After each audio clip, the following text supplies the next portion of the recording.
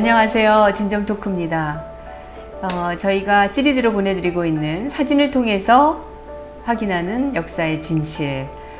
오늘도 조시철 목사님께서 함께 하셨습니다. 네. 안녕하세요. 맞습니다. 제가 시작할 때 이 얘기 저 얘기를 좀 하니까 우리가 사진을 보고 얘기할 수 있는 시간이 줄어드는 것 같아서 일단은 오프닝을 좀 줄였습니다. 짧게. 오늘은 이제 지난 시간에 얘기하신 대로 우리 이제 에너지, 특히 이제 원자력 얘기를 이 원자력 기술과 이승만 대통령이 대단히 밀접하다. 네, 그 얘기를 한번 해보는 걸로 하죠. 자, 지난 시간에 이어서 오늘은 이제 에너지 문제를 집중적으로 다루도록 하겠습니다. 그래서 이 항공 사진이요, 2014년 1월 30일 사진입니다. 그래서 제가 많이 강의 때 소개해서 지금 많이 알려져 있거든요. 이건 이제 국가 문장이고요. 수풍발전소. 지금 대한민국이 어느 정도 역사 왜곡이 심각한지요, 저 사진을 보고 종북 좌파의 그 학자라는 분이 뭐라고 그러는 거 아니? 봐라, 남한에서 자꾸 한미 훈련하고 하니까 북한에서 등하관제 훈련해서 그렇다는 겁니다. 등하관제를 등하관제 훈련을 해서. 그래서 얼마나 김일성 수령 밑에서 한민족이 위대한지 이렇게 한순간에 어둠으로 만들 수 있는 민족이라는 거예요. 지금 이 사진을 보면 오른쪽에 이렇게 약간 이렇게 가로로 이렇게 길게 돼 있는 저게 이제 대한민국의 사진 모습이고, 그 이후에 완전히 평양쯤에 점이 하나 있고는 다 까맣습니다. 그리고 그 넘어가면 이제 중국인 거죠. 동북삼성이죠. 그러면 무슨 놈의 등하관제 훈련을 30년 동안 계속 하고 있습니까? 그리고 등하관제를 왜 합니까? 폭격하지 말려고 불을 끄는 거잖아요. 그러니까 이 눈 가리고 아웅하는 게 바로 그 종북 좌파 역사가들이라는 사람들의 행태입니다. 여기에 대해서요, 서울대 학생들이 뭐라 그런 줄 아십니까? 북한이 좀 못 살긴 못 사나 보다. 뭐 인민들이 피곤하니까 잠 잘 자라고 불 꺼진 거겠지. 그리고 대한민국 봐라, 서울만 집중 개발해서 지방이 시원찮지 않느냐, 그러니까 이 정권 타도해야 된다, 이렇게 나옵니다. 이 사진 보고. 서울대생들이요? 이 정도로 왜곡이 돼 있다는 거예요. 그러니까 우리 그 가장 뭐 좋은 대학교라고 하는 서울대의 그 수준이 딱 그 수준입니다. 종북 좌파 통찰력도 없고, 그 영향력이 세계적인 엄청난 그런 거죠. 그 안목도 없고, 어떻게든지 자기들의 이념과 기존의 선동대에서 알고 있던 사실에 이 팩트를 뜯어 맞히기 위해서 하는 소리들밖에 안 되거든요. 그러니까 이런 기적이 그냥 된 게 아니죠. 결국 위대한 지도자의 역사에 의해서 이루어진 거죠. 자, 1948년 5월 10일 날 이제 인류 역사상 최초로 유엔의 감시하에 합법적인 민주정부가 서는 장면입니다. 투표한 장면이죠. 저 오른쪽에 보세요. 남로당 좌익계가 죽창 가지고 투표를 방해하죠. 그래서 경찰이 지키는 겁니다. 저런 방해 속에서 했고, 이 박사님이 눈물이 없으신 분이에요. 그 자기 자식이 죽었을 때도 그랬는데, 저분이 두 번째 눈물 흘리십니다. 첫 번째는 그 47년 12월에 유엔에서 대한민국을 합법적인 정부로 그 유엔 감시에 세우겠다고 그 발표할 때, 그때 우십니다. 평생 꿈이 이루어졌다는 거죠. 그리고 이렇게 선거 치르게 될 때 또 감격해서 우시게 됩니다. 그리고요, 저 선거가 참 힘겹게 치러진 거 아닙니까? 저 선거 때문에 제주 4.3 사건도 그게 방해하기 위해서 일어났던 것이고, 더 놀라운 거는 도처에서 폭동이 일어나고 좌파들의 파괴 행위가 계속됐습니다. 투표하러 가지 말라 이거였죠. 그러니까 보세요, 오른쪽에 그 죽창들 보세요. 그거 다 걷어놓은 거죠. 저건 압수해서 가지고 압수해서 보관하는 거죠. 투표하면 저걸로 다 찔러 죽이겠다는 거 아닙니까? 그렇게 해봤던 거죠. 그게 예나 지금이나 이 좌파들의 폭력성, 난폭성입니다. 그 지난 그 백남기 농민 때도 죽창이 등장했지 않습니까? 그런데요, 놀라운 거는 5월 14일 날 북한에서 그동안에 수풍발전소에서 남한에 약 5만 내지 10만 킬로와트를 도와줬거든요. 그걸 딱 끊어버렸죠. 남한에 이제 합법적인 정부가 쓰니까. 그러니까 대한민국은 이미 그때 암흑을 체험한 거죠. 하루아침에. 예. 그나마 또 6.25 전쟁으로요. 60%가 다 파괴가 됐습니다. 전력시설이. 예. 저 전부산 때 이렇게 한 거를 제가 또 사진을 또 찾았습니다. 예. 그렇죠. 모든 게 다 망가져서 그렇죠. 파괴돼서 전력이라는 것은 그렇죠. 진짜 예. 그나마 있는 것마저도. 네. 예. 그래서 이승만 박사님이 이제 그 원자력을 세우게 되는 건데, 요건 이제 참고로 1992년도 사진입니다. 이미 저 때부터 이미 북한은 끝났습니다. 그래서 93년도에 페리 국방부 장관이 북폭해서 끝내려고 그랬죠. 그걸 막은 게 김영삼 정부입니다. 예. 자, 요게 2002년도 사진입니다. 예. 그대로죠? 남한하고 엄밀히 이제 얘기하면 우리가 자유통일을 할 수 있었는데 그렇죠. 그걸 막은 것은 그렇죠. 김영삼, 김대중, 노무현 이 정권들 예. 때문입니다. 사실. 여기서 이미 끝났어요. 네. 이제 체제전이 끝났습니다. 2002년도거든요. 그 사이에 중국은 계속 발전하죠 지금. 예. 자, 여기 2003년도 네. 럼스펠트가 또 이때 한번 그 북폭을 하고 통일을 구상했을 때였습니다. 그래서 박근혜 대통령이 이때 당대표 때 방문하죠. 이때 노무현 정부 때인데요. 이거를 엄청 방해했습니다. 둘이 못 만나게 하려고. 근데 만났죠. 그래서 이때 박근혜 대통령이 이때 북진 자유통일을 꿈꾸게 됩니다. 이 현실을 보고요. 설명을 듣는 거거든요. 이제 평양만 화나타는 걸 설명해 주죠. 북한이 이제 끝났다는 거예요. 에너지와 체제와 모든 것이. 그래서 박근혜 대통령이 이때 이제 그 이해창 당대표와 대선에서 끝나고 좌절하지 않고 이제 미국을 방문해서 럼스펠트로부터 이 현실을 듣는 거죠, 직접. 2009년도 사진입니다. 2010년도 사진이고요. 2011년도 사진입니다. 이건 이제 2012년도 사진입니다. 북한은 오히려 점점 더 열악해집니다. 왜냐하면 네. 남아있는 에너지를 가지고 핵을 개발하잖아요. 자, 보세요. 이게 평양역 부근에 새벽 6시에 찍은 사진입니다. 김일성 초상화에다만 빛을 비췄죠. 세상에 이런 나라가 어디 있습니까? 인민들은 다 굶어 죽는데 초상화에 빛을 비치는 거예요. 죽은 자에 대한 우상화가 네. 지금 보면은 북한이나 뭐 대한민국이나 뭐 마찬가지 아닙니까? 그렇죠. 네. 지금 언론이 노무현에 대한 우상화나 김일성에 대한 우상화나 김대중의 우상화. 다를 게 없습니다. 그 제가 역사강의 첫 시간부터 얘기하지 않았습니까? 네. 김일성 우상화는 곧 국부 이승만 박사와 박정희에 대한 평화와 직결되어 있다는 거죠.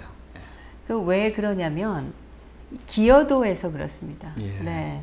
우리가 이 국가에 대한 기여도가 있는 분을 기리는 것은 충분히 이해가 되지만 국가의 발전의 그 기여도를 생각했을 때 그럴 만한 인물이 아니죠, 이 김일성이. 당연하죠. 네, 이건 뭐 민족의 역적 아닙니까? 그렇죠. 예, 그러니까 그걸 우상화하려니까 반대로 대한민국을 이렇게 만든 두 분에 대한 왜곡과 조작과 거짓을 만들어내는 거죠.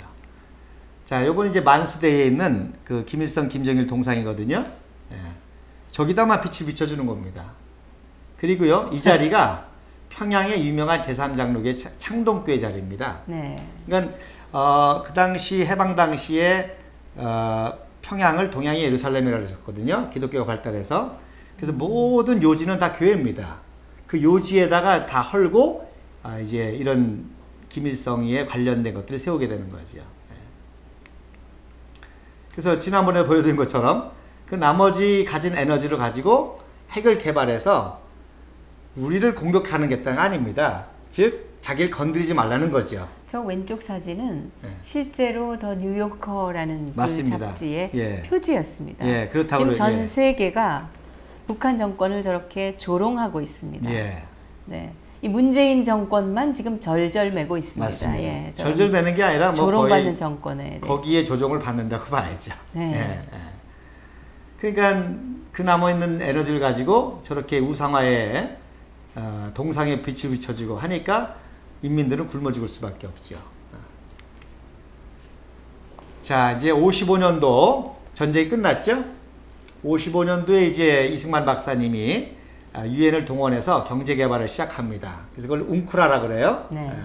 그때 이제 유엔 재건단에서 맨온이라는 사람이 와가지고 조사하면서 너무나 실망스러운 거예요. 그래서 이제 한마디 했죠. 이 폐허 후에 대한민국이 다시금 일어선다는 거는 쓰레기통에서 장미꽃 피는 것이다. 그러니까 이 박사님이 얼마나 요즘 말로 자존심이 상하겠습니까? 그 천재가. 그래서 이때 한강의 기적이라는 말을 이 박사님이 쓰십니다. 그래서 한강의 기적이라는 말을 처음에 그렇죠. 사용하신 분이 이승만 그러니까 전국 이제 대통령. 자존심이 상해가지고 네. 그때 이제 그래? 지금 독일에서는 아데나워가 라인강의 기적을 일으킨다는데 우리는 한강의 기적을 일으키자. 그래서 독일 유학생을 선발합니다. 그게 바로 백영훈 박사님이십니다. 네. 예, 백영훈 박사님 아시죠? 박정희 대통령 때 차관은. 그러니까 이미 그때 최고 똘똘한 엘리트로 서울대 출신의 석사과정에 백영훈을 선발해서 55년도에 국비장학생으로 독일을 보냅니다. 그때 똑같이 말씀하시죠. 이더는 기 같은 돈이야. 나라는 걱정하지 말고 공부 열심히 해서 한강의 기적을 일으켜. 그래서 유학을 갔다 옵니다. 그리고 이제 나중에 5.16 혁명이 나고 박정희 대통령이 독일 차관을 얻게 될 때 독일의 최고 전문가를 구하라. 그랬더니 백영훈 박사를 이제 찾아서 이런 작업을 하게 되는 거죠. 네. 그때 이제 이미 시작이 된 거죠. 자, 그 다음에 56년도 7월에 이승만 박사님께서 세계적인 물리학자 월커리 시즐러 박사님을 초청합니다. 예. 그러니까 여러분 보세요. 지금 대한민국은 동족 상쟁까지 겪은 정말 거지 같은 나라입니다. 아프리카의 나이베리아 같은 그런 나라입니다. 근데 세계적인 핵물리학자 시즐러 박사가 오라니까 옵니다. 그러니까 이승만 박사님의 이 세계적인 위상이라는 것은 놀라운 거죠. 그래서 핵가방을 가지고 옵니다, 한국에. 그 가난한 나라에 그 누가 뭐 부른다고 이렇게 이런 맞습니다. 사람들이 쉽게 움직이지 않을 텐데. 그래서 핵가방을 가지고 옵니다. 그래도 찾아온 것은 이승만 박사님의 당연하죠. 그 위상과 모든 인맥을 동양하는 명성 거죠. 때문에 그리고 인맥 때문에 이제 한국에 오는 겁니다. 저분이 이제 손가락 이렇게 하시는 분이 이제 그 시즐러 박사님이고요. 저 밑에 사진이 이제 이 박사 만날 때인데 그때 나이가 82세십니다. 82세의 할아버지가 핵 물리학에 대해서 디스커션을 하는 거예요. 그리고 57년도에는 IAEA에 가입을 합니다. 미리 다 가입을 시킨 거죠. 그때 이제 그 시즐러 박사님이 유명한 말씀하십니다. 당신같이 똑똑한 한민족이 이 핵을 시작하면 20년 후에 원자력 발전을 생산할 수 있을 것이다. 그래서 20년을 내다보고 지금 이때는요 밀가루 보리죽 먹을 때입니다. 근데 엄청난 투자를 해서 원자력 연구원을 만드시죠. 그때 북한은 뭐였냐? 58년도에 수풍 발전소를 다시금 재건해서 방문하는 장면입니다. 김일성이가. 저 앞에 이렇게 웃으면서 있죠? 60만 킬로와트 생산. 그러니까 아직도 이제 북한은 저 때만 해도 당당한 거죠. 수풍 발전소 하나 가지고. 그러니까 그게 국가 문장이 될 정도로. 근데 말씀드린 대로 이 박사는 이때 원자력을 시작하는 겁니다. 그래서 59년도에요. 원자력 연구원을 만드십니다. 개소하십니다. 그리고요. 그 이승만 박사님이 이제 그 전쟁이 끝나고 지금 대한민국이 원자력 기술에서 세계 최고의 지금 그 기술 보유국이 된 거가 그게 그냥 이루어진 게 맞습니다. 아니라는 겁니다. 그때 이 박사님이요. 약 259명의 원자력 유학생을 파견합니다. 공부하고 오라고. 파견합니다. 네. 직접 돈을 주죠. 파견하기보다는 유학을 보내는 거죠. 유학을 보내서 더 큰 기술을 배워라. 그래서 제가 그 군인 엘리트를 200명을 보냈습니다. 그러니까 이 지도자라면 이 정도 수십 년은 미리 맞습니다. 내다보고 앞서가는. 수십 년 정도가 아니라 이 박사는 이제 동북아시아의 최고의 그 선진국을 꿈꾼 거지요. 그래서 군인 엘리트를 200명을 보냈죠. 왜냐하면 이제 국방을 튼튼해야 되니까. 그 다음에 이 과학 엘리트, 특별히 원자력 엘리트를 약 259명을 보냅니다. 그리고 이 과학 엘리트는 최고 엘리트이기 때문에 생활비가 2배로 듭니다. 그래서 한 달 생활비가 박정희 같은 경우는 150불이었거든요. 이분들은 300불입니다. 모든 경비가 배로 들어가는 거예요. 그때 똑같이 말씀하시죠. 근데 이런 분에 대해서 이 좌파들이 독재자니 뭐니 파렴치범으로 만들고 이런 그 모욕과 왜곡을 하는 것은 정말 그렇죠. 이게 천벌받을 짓입니다. 그 제가 말씀드린 것처럼 그거는 단순히 이 박사에 대한 모독이 아니라 한민족에 대한 모독이고요. 또 선교사들에 대한 모독입니다. 이런 모든 거를 영향을 미친. 그래서 그분들이 다 유학 갔다 와서 이런 이제 원자력을 개발하는 거죠. 그래서 59년도에 오른쪽 사진이 이제 연구소를 개원하는 장면입니다. 보세요. 제가 어렸을 때 저런 걸 학고방이라고 그러거든요. 가건물. 저 때는 우리가 자전거도 못 만들 때입니다. 그런데 원자력 원부를 만드세요. 그러니까 뭐 자전거는커녕 아무것도 못 만들었죠. 그리고 이제 원자료를 처음 들여오는 장면입니다. 237명입니다. 죄송합니다. 237명의 그 원자력 공학을 유학을 보냅니다. 공학도를 1차로 127명을 보냈었고요. 저 공학도 도자가 빠졌어요. 원자공학 유학. 근데요, 더 재미난 거는요. 그 원자력 연구소를 만들면서 이 박사님이 연설을 하시는데 뭐라고 하는 거니? 앞으로 여기서 원자력 에너지만 나올 것이 아니라 이제 아토믹 머신도 나올 것이다. 그런 말씀하십니다. 아토믹 머신 뭘까요? 항공모함입니다. 그래서 미국에서 그 핵의 평화적 이용을 목표로 해서 64년도에 최초로 엔터프라이즈라고 하는 항공모함이 나오죠. 그러니까 이 박사님은 벌써 거기까지 생각하신 거예요. 결국은 우리가 그런 어마어마한 장비도 생산할 수 있게끔 될 것이다라는 믿음을 이미 내다보고 갖고 계셨던 거죠. 제가 지금 박근혜 대통령은 그 구상까지 하셨을 거예요. 그러니까 우리가 평화통일하면 저 북한의 핵 에너지를 평화적으로 개발해야 될 거 아닙니까? 바로 우리가 해양 질서, 해양 질서를 위해서 그 핵 항공모함을 평화적으로 이용하는 이제 핵무기가 아니라 그런 구상까지도 하셨으리라 저는 봅니다. 여기 하야 직전입니다. 60년 1월달 초도순 씨가 원자력 연구원 방문이십니다. 그러니까 이 박사가 뭐 노망 들었다, 뭐 늙어서 어쩌다 다 거짓말이죠. 이 박사님은 마지막까지 이런 일을 하신 겁니다.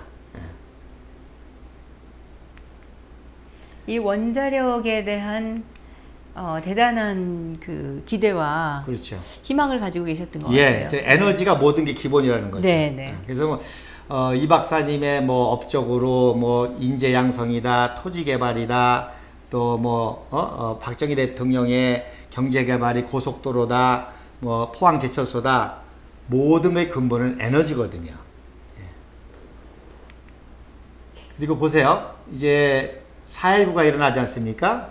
4.19가 일어나기 전에 3월 20일 날 종북 좌파 세력의 햇불 시위가 일어납니다. 그리고 이제 종북 좌파 세력이 적화 통일을 유도하는 그 가자 북으로 오라남으로, 이게 대표적인 종북 좌파 구호 아닙니까? 이런 혼란이 온 겁니다. 그러니까 이 5.16 혁명이 안 일어날 수가 없죠.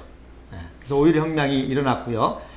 민주당 정권이 쓰면서 자기네들이 이해가 안 가는 거예요. 원자력에 엄청난 자금이 투자가 되니까. 그 원자력만 중지하면 그 돈 가지고 뭐 그야말로 다른 데 쓸 수 있지 않습니까? 그래서 민주당 정권이 쓰면서 원자력 폐기의 위기가 옵니다. 그래서 5.16 혁명이 일어나서 결국 박정희 의장이 제일 먼저 다시금 시작하는 게 원자력입니다. 그래서 62년 초에 김현철 내각 수반이 이제 원자력 초도 순시하는 장면입니다. 바로 김현철 씨가 바로 이승만 대통령 당시에 재무부 장관 하신 분이죠. 그러니까 이 정책의 연속성이 이어진다는 거죠. 예. 그러니까 민주당 정권이 들어서 그야말로 망할 뻔했는데, 적화 통일될 뻔했는데 5.16 혁명을 통해서 모든 체제와 또 이런 모든 것들이 다시 이어지게 된다는 뜻이죠. 그래서 3월 26일 날 다시 원자력을 가동해서 100kW를 처음 성공하는 장면입니다. 1년이 늦어졌습니다만 성공을 했죠. 참 이 박정희 의장도 참 놀라운 게요. 오원선 씨를 원자력 원장으로 만듭니다. 군사정부인데 이분이 해병대 군의관 출신입니다. 해병대 군의관 대령을 원자력 원군 원장으로 만들어요. 무슨 뜻입니까? 원자력을 생명처럼 다룬다는 거죠. 그리고 국민들에게 원자력 하면 지금 실감이 안 나지 않습니까? 네. 그러니까 원자력을 이용한 암치료, 예, 이런 명목으로 시작을 하는 거죠. 핵의학. 예. 네. 그래서 오원선 원장이 이걸 잘 이제 하시게 되고요. 결국 드디어 이제 원자로 가동 기념 우표가 나오죠. 이번에 박정희 대통령 우표 나와야 되는 거 맞고 있죠? 그거는 이 우정국의 공무원들이 아주 비열한 짓을 했기 때문에 이게 무산된 겁니다. 이게 다 이게 역사적인 만장일치로 불과 1년 전에 통과시켰던 그런 정책을 정권이 바뀌었다고 해서 그 당시에도 반대가 있었는데 그 반대에 대해서 이런 어떤 국가적인 이 행정이 정치의 영향을 받아서는 안 된다 하면서 관철시켰던 자들이 불과 1년이 채 안 됐는데 전부 다 반대를 해가지고 그러니까 핵심이죠. 거예요. 이 전쟁이 끝나지 않은 겁니다. 지금 북한하고 우리 남하고 전쟁이. 대한민국은 이 공무원들이 보다 공정하고 원칙에 입각해서 정말 나라를 위해서 일을 한다면 대한민국은 훨씬 더 발전을 하리라 생각이 됩니다. 그렇죠. 이 공무원 여러분들 정권은 늘 바뀌게 되어 있습니다. 지금 이런 짓을 했다가 다음 정권 바뀌었을 때 그걸 어떻게 또 감당을 하려고 하는지 좀 정신들을 차리기 바랍니다. 예, 그러니까 이 문제가 지금 굉장한 중요한 문제라는 거죠. 네. 대한민국 체제화의 문제라는 거죠. 예. 네. 그리고 드디어 이제 11월 17일 날 100kW가 출력이 됩니다. 그래서 저기 박정희 의장이 직접 보시는 거죠. 오른쪽에 저 모자를 쓰고 계신 분이 박정희 의장이십니다. 그리고 이제 그 왼쪽에 군복을 그냥 입고 그렇죠. 계시나요? 아직까지는 이제 군사정부니까. 이게 중요한 겁니다. 그래서 이 원자력 그 사업을 박정희 의장이 이 박사님의 유지를 받들어서 계속 추진을 한 거죠.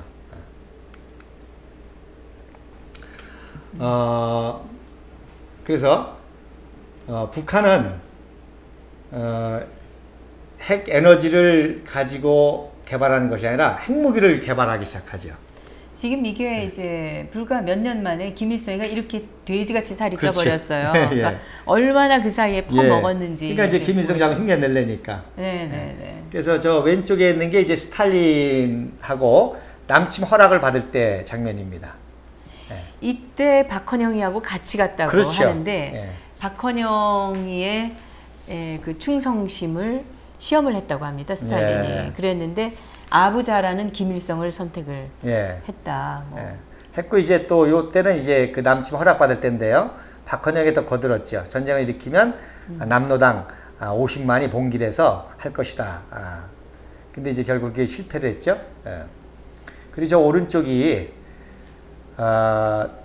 이승기 박사님이십니다. 그러니까 해방 당시에 그 전 세계 3대 그 화학학자가 일본의 후쿠이 박사와 그리고 미국의 스턴 박사와 이승기 박사님이십니다.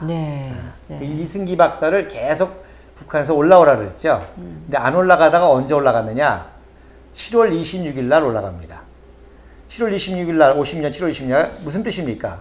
6.25 동란 나고 한 달이거든요. 그러니까 6.25 그 전쟁 중에 월북을 한 거네요. 그렇죠. 그러니까 안 올라가다가 올라갔습니다. 왜 올라갔습니까? 즉 대한민국 끝났다고 본 거죠. 근데 끝났습니까? 안 끝났죠. 북한은 올라가서 저분이 이제 생화학 무기를 개발하고요. 핵무기를 개발하는 거죠. 저분이 말년이 어땠을까요? 말년이 이제 이렇게 김정일 우상화하는 데까지 앞장을 쓰죠. 예. 그래서 92년에 사망을 96년에 96년에 92살까지 살았군요. 예, 예. 결국 애국 열사릉이 안정이 그렇죠. 되고. 그러니까 민족의 전범이 된 거죠. 예. 그러니까 만약에 대한민국에 있었다면 아마 최초의 화학 물리학상 노벨상을 받으실 분인데 안타깝게도 북한에 올라가서 민족의 비극을 만드셨죠. 그래서 사실 지금 핵무기보다도 더 심각한 게 생화학 무기입니다. 네. 예. 그리고 생화학 무기는 반드시 생체 실험을 해야 되거든요. 그럼 북한에서 생체 실험을 누굴 대상으로 하겠습니까? 바로 정치범 수용소에 있는 거죠. 네. 그럼 정치범 수용소에 1차로 들어가는 사람이 누굽니까? 기독교인입니다. 예. 그래서 기독교인들이 지금 많은 생체 실험을 당하고 있죠. 예. 이 불행을 우리가 지금 하루속히 끝내야 되는 겁니다. 예. 그래서 세균에 절인 배추를 먹인다든지 또 야산에다가 또 모아놓고 가스탄을 통해서 실험한다든지 그런 이제 생체 실험이 지금 심각한 문제죠. 그래서 드디어 정말 20년 만에 고리 원전소에서 60만 킬로와트가 생산이 됩니다. 그래서 박정희 대통령이 새 시대의 동력이라는 효어를 쓰시죠. 이때 이제 비로소 그렇죠. 이 북한과 이 대한민국이 맞습니다. 완전히 네. 이제 역전을 네. 하면서 네. 북한은 우리를 따라올 수 없는 맞습니다. 상황으로 전략을 네. 하게 됩니다. 그래서 정확하게 예언한 대로 20년 후에 물론 민주당 정권에 그런 위험이 있지만 고비를 넘기고 60만 킬로와트를 생산해서 동시에 고리 5, 6호가 또 기공식으로 막 합니다. 그러니까 이때 이제 체제 경쟁이 사실 끝난 겁니다. 그리고 이제 안타깝게 79년도에 박정희 대통령 서거하시죠? 그래도 이미 대한민국 이제부터는 탄탄대로입니다. 예.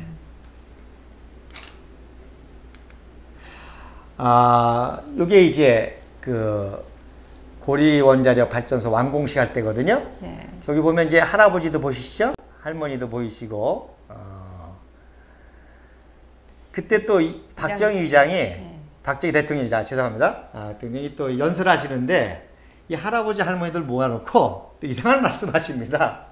무슨 말씀하시는가 하니 내가 얼마 전에 진해에 갔더니 미국의 잠수함이 들어왔다. 네. 그 잠수함은 핵을 원료로 해서 1년 내내 바다를 다니면서 하더라서 SSBN에 대해서 연설하십니다. 네.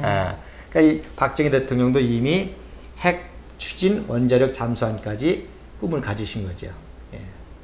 그래서 저도 그렇게 비전을 봅니다. 앞으로 이제 우리가 북한 정권을 무너뜨리고 그래서 북핵 에너지를 이제 우리 평화적인 방법으로 해양 주권을 지키는 항공모함과 또 핵 잠수함을 만들 때 저는 이제 그 이름을 우남 이승만호, 네. 또 중수 박정희호, 박정희 대통령 호가 중수거든요. 네. 그 다음에 이제 또 우리 충무 이순신호, 또 흥남철수작전에 갑자기 이름이 누구죠? 현봉화. 현봉화 선생. 아버님이 현원국이시거든요. 그러니까 현원국호, 또 뭐 장보고호, 또 우리 해군 제독이신 손원일. 네, 예. 장보고는 이미 있지 않나요? 그래도 이제 이름을 바꿀 수 있죠. 우리가 정말 그런 날이 올 거라고 믿습니다. 저는 박근혜 대통령이 그런 걸 다 하셨고요. 그래서 이제 위기를 느낀 북한 정권이 최후의 발악을 해서 남한에 있는 모든 종북 좌파 세력을 총동원시켜서 탄핵 내란 세타를 일으켰다고 봅니다. 네, 이 박근혜 대통령에 대한 명백한 이 죄의 증거는 아직도 하나도 없습니다. 그렇죠. 예, 다 주작이죠. 20년 동안의 정치 역정의 모든 계좌를 다 추적을 했는데도 아직 부정한 돈이 한 푼도 오고 간 증거를 찾지 못하고 있습니다. 네. 이렇게 깨끗한 대통령을 지금 뇌물죄로 엮으려다가 그게 안 되니까 지금 엉뚱한 것들을 지금 찾아내고 뭐 또 증거를 지금 이 조작한 거 아니냐 이런 말도 나오고 이런데 이런 상황을 만든 것 자체가 박근혜 대통령의 그 확고한 이 북한 정권 드러내기 맞습니다. 행보에서 그게 핵심입니다. 이 비롯된 것인데 예. 지금 많은 국민들이 그 뉴스에 댓글 다는 것을 보면은 정말 같은 국민이냐라는 그 생각에 자괴감이 들 정도로 너무나 이 비루하고 천박한 그 댓글들을 봅니다. 근데 계속 그 청년이 깨어나라 그 얘기를 하시는데 지금 청년이 깨어날 길이 요원합니다. 이게 대한민국의 비극이 아닐까 이런 생각을 합니다. 그거 사진 좀 한번 잠깐 보시죠. 요사. 자, 사실 88 올림픽도요 박정희 대통령께서 구상하신 겁니다. 이제 우리가 이제 그 고도 성장하면서요 북한을 고립시키기 위해서 동구권과 수교를 위해서 계획하신 게 88 올림픽입니다. 근데 그때는 뭐 88년도에 올림픽을 할 생각이라기보다는 그렇죠. 올림픽을 이제 유치하겠다 이렇게 얘기를 그거를 이제 하신 거죠. 전두환 대통령이 이제 이어받아서 추진해서 88을 성공시킨 거죠. 그런데 이제 88년도에 개최국으로 선정이 된 거죠. 자, 보세요. 84년도에 동독을 방문합니다. 드레스덴을 방문합니다. 김일성이가 두 가지 이유 때문입니다. 김정일 체제를 완전시키고요. 김정일 체제에 대한 소개입니다. 이제 우리 북한 동포 북한 정권을 도와달라는 그리고 드레스덴이 그 전후 복구의 가장 모범적인 도시죠. 그래서 북한도 이제 마지막 생존 경쟁으로 해서 경제 성장으로 해서 하고 중요한 겁니다. 북한도 이때 뒤늦게 핵 원자력 발전소를 하려고 합니다. 84년도에. 그런데 뭐가 일어나죠? 86년도 체르노빌. 그렇죠. 그러니까 하늘의 뜻입니다. 그래서 86년 체르노빌 사건이 터지는 바람에 무산이 됩니다. 북한은 완전히 이제 끝나는 거죠. 그래서 이때부터는 이제 88 올림픽을 방해하는 작전으로 들어갑니다. 그리고 이때 이제 김일성이와 호네커와의 대화록이요. 동독이 무너지고 통일되면서 많은 슈타지 문서가 공개가 됐습니다. 그때 이제 김일성이의 그 유명한 고백 중 하나가요. 4.19 배우라는 거죠. 자기가 4.19의 그 이승만 박사 하야 공작을 자기가 했다는 거죠.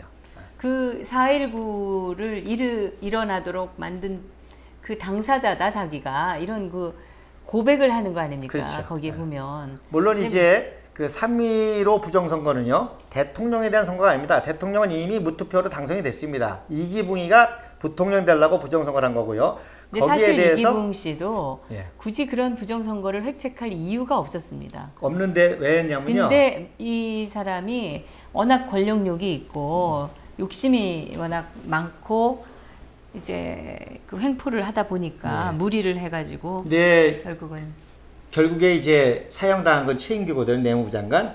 그 당시 이기붕은요 10걸음도 못 움직일 정도로 몸이 약했습니다. 그러니까 최인규가 서열 3인 자기가 이기붕이가 대통령이 승계를 하고 부통령으로 이기붕이가 건강에 문제가 있으면 자기가 이어받으려고 이 최인규가 한 겁니다. 그래서 최인규가 사형을 당한 거죠. 어쨌든 우리 국민이 정의롭고 우리 대학생들이 정의롭기 때문에 부정선거에 대한 프로테스트 한 거예요. 그러나 그걸 이용해서 폭동을 일으키고 김주열 사건을 일으키고 한 거는 저 배후 공작이 있었던 거죠. 저는 이 대한민국에서 일어난 이 큰 그 소요 사태에 당연하죠. 저는 이 북한의 대남 공작이 100% 관여돼 있다고 믿습니다. 맞습니다. 그래서 4.19 때 핵심 간첩이 이석기입니다. 참 그거를 우리 국민들이 깨닫지 못하고 종북 세력들은 그걸 감추기 위해서 지금 별짓을 다 하고 있습니다. 지금 이번 태랑 내란 사태도 마찬가지입니다. 촛불 마찬가지입니다. 아까 보셨잖아요. 그 3월 22일 날 3.1운동 때 부정선거를 빌미로 해서 그 촛불, 횃불 그 선동을 한 게 보이지 않습니까? 네, 오늘은 정말 위대한 대통령 이승만 대통령의 해안과 박정희 대통령의 그 국가 발전을 위한 투지를 통해서 우리가 원자력을 키울 수 있었다. 그런 말씀을 드리면서 지금 이 문재인 정권이 벌이고 있는 원자력 중단, 맞습니다. 이거는 우리 국민들이 그냥 순순히 넘어가서는 안 되는 이 중대한 저는 이게 범죄 수준이라고. 그렇지, 역사 지우기라는 거죠. 체제 지우기라는 거죠. 하고 있습니다. 더군다나 이걸로 인한 우리 국가적 손실이 말을 할 수도 없습니다. 엄청난 거죠. 이 정도 되면은 이 문재인 그 탄핵을 해야 되는 지금 정도의 이 내용이 아닐까 이런 생각까지 들 정도인데요. 네, 우리 또 정 대표님 말씀드린 대로요. 원자력 운영 기술이 세계 1위입니다, 우리가. 그리고 원자력 수출 세계 4대 강국입니다. 2012년도에 첫 원전 수출했고요. 지금 두바이, 터키 원전 수출을 하고 있습니다. 지금 석유나 가스 세계적인 생산 국가들도 원자력 발전을 지금 도입을 하고 건설을 하고 있습니다. 왜냐하면 이런 화석 에너지들이 금방 고갈될 것을 내다보고 하는 건데 원자력 기술도 예전하고는 비교가 할 수 없이 안전해졌습니다. 그리고 점점 더 이 원자력 발전 기술은 이 안전성을 더 높이기 위해서 발전하고 있습니다. 그런데 지금 그러니까 일본의 후쿠시마도 사실 원전 문제가 아니라 쓰나미에 의한 거거든요. 그렇죠. 그 정도 되는 자연재해가 오면 어떤 시설이고 피해를 입지 않을 수 없는데 그것이 마치 원전 자체에 문제가 있어서 그랬던 것처럼 지금 국민을 호도하면서 지금 수만 명을 실업자로 만들고 수조 원의 사업을 지금 중단시켰습니다. 이거 그냥 간과해서는 안 될 일이라고 생각하고 이번에 산자부 장관 후보로 지금 청문회를 하신 그 분의 대답을 들어보면은 이분은 도대체 무슨 생각을 가지고 지금 하고 있는지 이번에 또 문제가 드러났죠. 아무런 대책도 지금 없이 오히려 신재생 산업에 관련된 특허를 가지고 있는 분이라는 거예요. 그러니까 자기 이권하고 연결되는 거죠. 근데 실제로 그 국가위원회나 이런 데에 참석도 절반도 안 한 정도의 무책임한 그런 그 인물을 또 병역 기피 의혹까지 있는 이런 인물을 지금 추천해 놓고 하여튼 분란을 일으키고 있습니다. 이 정권의 그 미숙성 그리고 이 정권에서 역할을 맡고 있는 그 사람들의 그 부당함 이거를 이 국민들이 언제까지 용납을 하실 건지 저는 정말 그러니까 미련한 것까지는 어떻게 해서 용서가 되겠는데요. 핵심은 북한 살리기라는 겁니다. 우리 대한민국의 체제와 이적 행위고 사악한 행위라는 거를 우리가 기억을 해야 되겠습니다. 그다음에 이제 또 원자력에 관련해서 마지막으로요. 제가 조원진 의원이 2007년도에 시진핑 국가 주석을 만나셨더라고요. 그때는 이제 무소속 초선 의원으로 시진핑 의원을 만나서 제가 깜짝 놀랐습니다. 어떻게 만나게 되셨습니까? 그랬더니 자기가 중국 지사장이기 때문에 중국 전문가로 만나게 됐다는 거예요. 그래서 궁금해서 시진핑 주석하고 그때 무슨 얘기를 나눴습니까? 그랬더니 중국이 엄청난 지금 경제 그 부흥을 하면서 가장 중요한 게 에너지지 않습니까? 그래서 중국도 지금 원자력 그 발전소가 최대 사업이라는 겁니다. 그때 조원진 지금 엄청나게 의원이, 짓고 있습니다. 그때 조원진 의원이 벌써 그 우리 한국 기술진이 참여하자는 걸 논의했다는 거예요. 굉장히 깜짝 놀랐습니다. 그때는 우리가 원자력 수출하기도 전이거든요. 그래서 야, 이분이 상당한. 근데 그때는 이미 우리가 그 여러 기의 원자력 발전을 성공시키고 당연하죠. 안전하게 정말 성공적으로 운행을 하고 있었던 상황이기 때문에 충분히 우리가 수출을 논의해 볼 수 있었어요. 근데 그때 일개 국회의원 된 지 2년밖에 안 된 무소속 의원이 그런 비전을 가지고 시진핑하고 대담했다는 것에 대해서 제가 상당히 놀랐고요. 이분이 상당히 큰 그릇이구나. 이렇게 해서 좀 이렇게 좀 친밀하게 된 계기가 또 되기도 했습니다. 그분이 또 중국어 유창하시니까. 맞습니다. 오늘도 고생 많으셨습니다. 감사합니다. 감사합니다. 오늘도 사진을 통해서 우리가 확인하는 역사의 진실 탐구 조시철 목사님과 함께 했습니다. 우리나라 이 원자력 기술이 세계 최고인데요. 이게 하루아침에 이루어진 것이 아니라 아무것도 없던 폐허 속에서도 30년, 50년, 100년을 내다본 위대한 지도자의 해안과 이 준비가 있었기 때문에 가능했었다는 사실을 우리가 생생하게 사진으로 확인을 해봤습니다. 정미용의 진정토크 다음 시간 또 기대해 주시기 바랍니다. 감사합니다. 감사합니다.